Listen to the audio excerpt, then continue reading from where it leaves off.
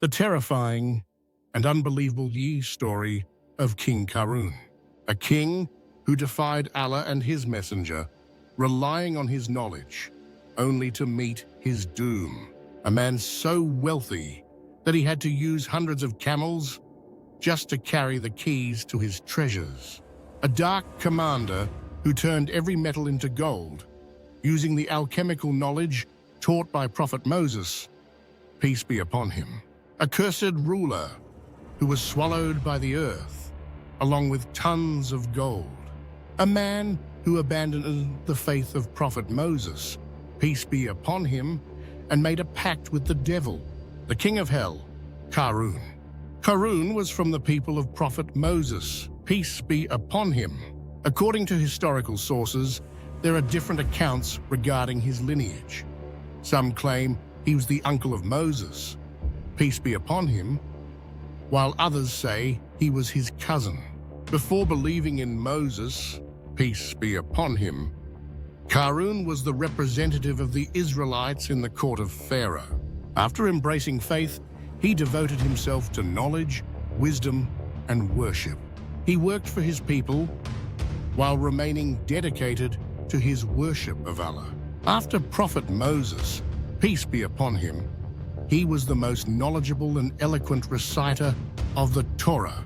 His knowledge and refinement gave him a distinct status among the Israelites. Over time, by the blessings of Prophet Moses' peace be upon him prayers, Qarun was granted the secret of alchemy, the ability to turn metals into gold. One day, the accursed devil came to Qarun disguised as a human and befriended him. Later, at the right moment, Satan suggested, "O Qarun, instead of relying on others for sustenance, why don't we work 1 day a week and dedicate the remaining 6 days to worship?"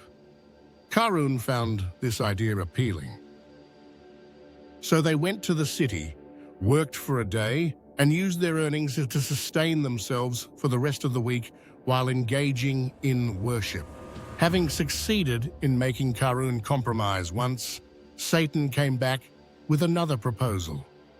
"O Qarun, since we are managing well, why not work for half the week and dedicate the other half to worship? This way, we can also donate more to the poor."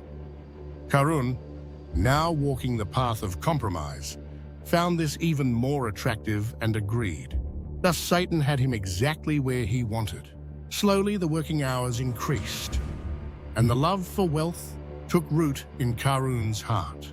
His once pure heart was now filled with worldly greed and ambition. As his arrogance and pride grew, he also began to feel envy toward Prophet Moses, peace be upon him. Recognizing this jealousy, Satan seized the opportunity. Qarun believed that the respect and love the Israelites had for Prophet Moses, peace be upon him, should have been directed toward him instead. His jealousy consumed him, and he became an entirely different person. He amassed an unimaginable amount of wealth in a short time. His treasure was so vast that even the keys to his wealth had to be carried by mules.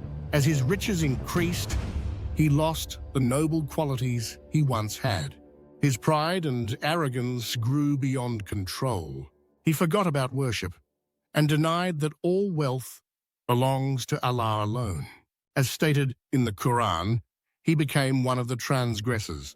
His people warned him, "Do not be arrogant, for Allah does not love the arrogant." Then one day, Qarun, dressed in all his splendor, appeared before his people. Those who desired worldly wealth envied him and said, "If only we had what Qarun has. He is truly fortunate." But the wise and knowledgeable among them warned, "Woe to you! The reward of Allah is far better for those who believe and do good deeds, but only those who are patient will attain it." Then Allah's command came. "We caused the earth to swallow him and his palace." Those who had once envied him now realized the truth. Had Allah not been merciful to us, we too would have been swallowed by the earth.